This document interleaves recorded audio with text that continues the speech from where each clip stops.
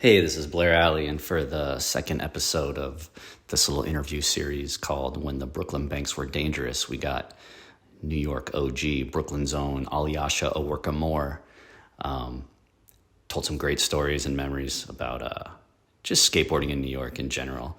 And he got some awesome photos of the banks in the 80s, some of which his mom took. So there's some cool photos of little Dune, Alyasha, and Billy Waldman. So if you're watching it on YouTube or Spotify, you'll see that. If you're listening on Apple Podcasts, enjoy the audio. Thank you. Thanks to Alyasha, and more to come from this little interview series. Thanks. Yeah, I think like the importance of the banks, Bruno mentioned it. There weren't no skate parks in the city. Now they're everywhere. I go home and visit my mom. It used to be like 6 times a year, and I just trip on how many parks there were all over the city. And people talk about Malali, and that's even later. That's like 88, 89, maybe even 90. That's up in the Bronx. But other than that, there weren't any parks. And Malali was just a bunch of ramps some kids had built in an ice skating rink, I think, that didn't get used. So the banks in Washington Square Park were the meeting places.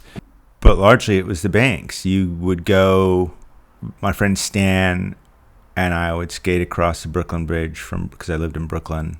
So it was like a half hour, 40-minute skate, and just meet whomever was in town there, whoever was coming into town, whether it was like Barker or the Sigafooses or kind of whomever from all over the tri-state area and up and down the coast and even California, or even the fact that it showed up in, is it Future Primitive? There's a Powell video. Yeah, it's a Powell video. I don't remember if it's Future Primitive or, yeah, I'm pretty sure it's Future Primitive. And that was like, holy shit, that's our backyard. But this was the skate park. There were a couple other places. There was the Death Bowl uptown, which was far more of a mission and definitely not a place where people convened. But also like people from all over the world, skaters that came to New York, was like, oh, I'm going to the banks. It's kind of a pilgrimage. As silly as it may sound, one might equate it to like somebody going to like Del Mar or Upland. Like, I need to go to this place. Or the Venice Wall, right? Or the Pavilion rather. And, kids from everywhere. And the skate scene was so small at the time that if you saw somebody with a skateboard, you basically became friends largely.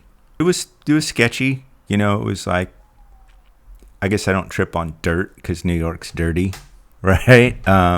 So it's this hidden part of New York that's dirtier because it's hidden. Kids would bring brooms sometimes, rarely, but sometimes. But yeah, there was like the little alcoves, which I guess were storage underneath the on-ramp, and they're all bricked up and had been for, by the time we got there. But those little alcoves that have those little brick cap steps, there would often be people camped out in there or using those little hiding places as shooting galleries, or in the summer it would reek of urine.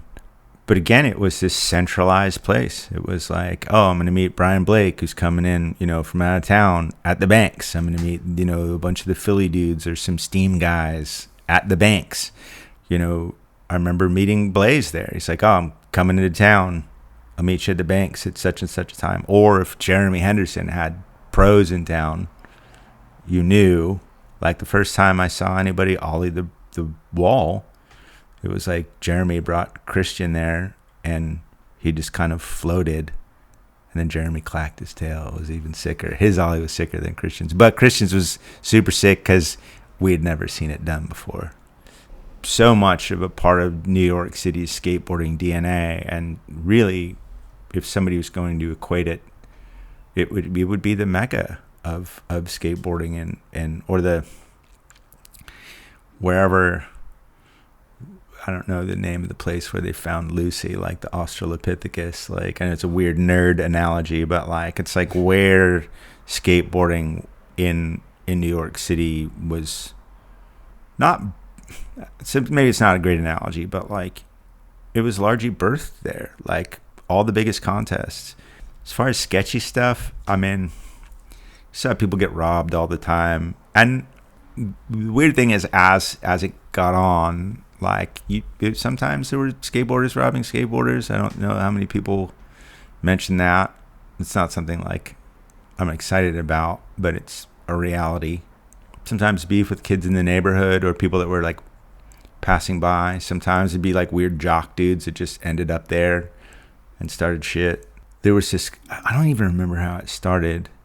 I feel like it was like 1990 or 91, like Mickey and Tobin and Julian and Dawes, because Dawes is already out west, but they were all in town. And there was a contest, and like a huge brawl broke out. And I don't remember how it started, but that was probably the gnarliest fight that I'd ever seen at the Banks, because it was just this melee up and down the street. It wasn't on Rose Street, it was on the street north of it.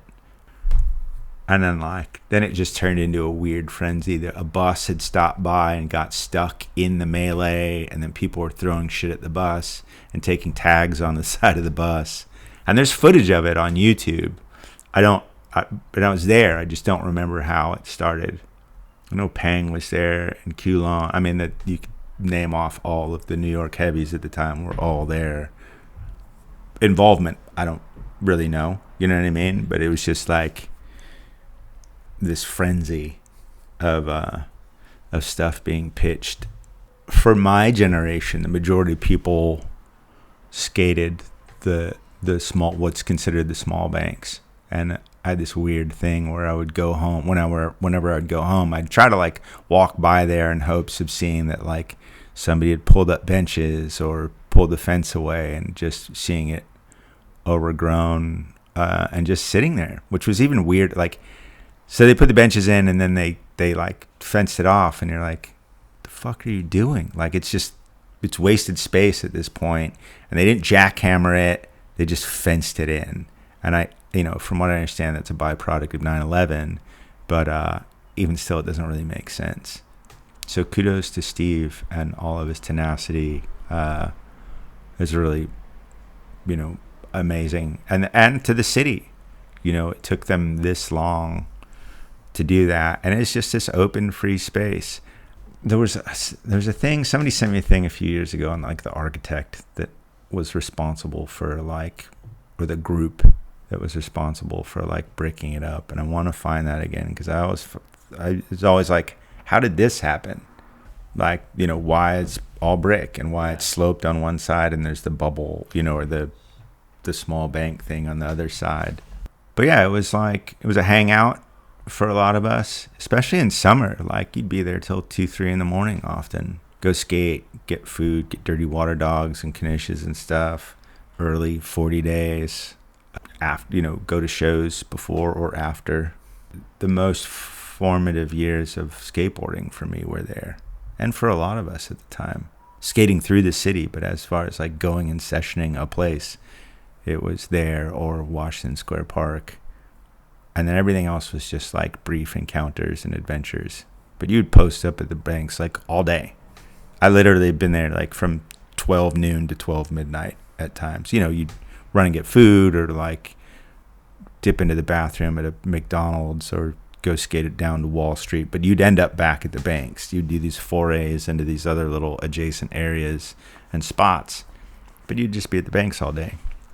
I never really, like, I was gonna say, or like before we started taping, like from 1984 to 1996, I probably skated the big Banks like in thousands of times of skating the little Banks. I probably skated the big Banks